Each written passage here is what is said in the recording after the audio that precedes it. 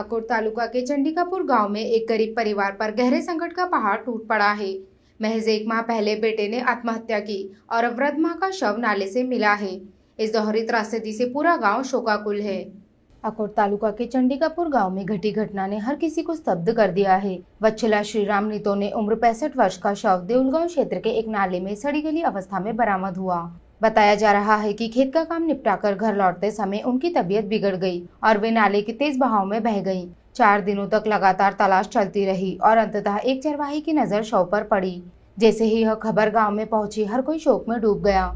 दुर्दैव की बात यह है कि महज एक माह पहले ही वत्सला नितोने के बेटे भास्कर नितोने ने फांसी लगाकर अपनी जीवन लीला समाप्त कर ली थी। अब वृद्धा की मृत्यु ने इस गरीब परिवार का अंतिम सहारा भी छीन लिया। इस परिवार में 2 बेटे, 1 बेटी, बहुएं और पोते पोतियां हैं, जिनका गुजर बसर केवल मजदूरी पर निर्भर है। अब परिवार की हालत बेहद दयनीय हो चुकी है। गांव के लोगों का कहना है कि मात्र 1 महीने में 2-2 सदस्यों को खोने के बाद यह परिवार पूरी तरह उजड़ गया है। ग्रामीणों ने प्रशासन से गुहार लगाई है कि उन्हें तुरंत आर्थिक सहायता प्रदान की जाए, वरना उनका जीवन यापन कठिन हो जाएगा।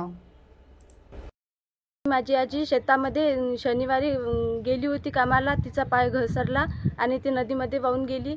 तरी 3 दिवसानंतर आम्हाला शोध लागला, ते देऊळ गावामध्ये सापडली आणि आम्ही तिला घरी आणले आणि दवाखान्यात नेले।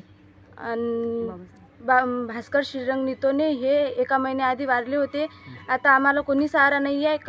कसं कमाव काय करा हे समजत नाही आहे आणि मी 12वीत आहे, शिक्षण करीत आहे। आता कोणी सहारा नाही आहे। आमचं आजी आधार होती, ते पण गेली। त्याच्यावर सरकारनं बा आम्हाला काही मदत करावी। त्या बुढीच्या पोराले 4 लेकरं आहेत। आमची गरीब परिस्थिती आहे।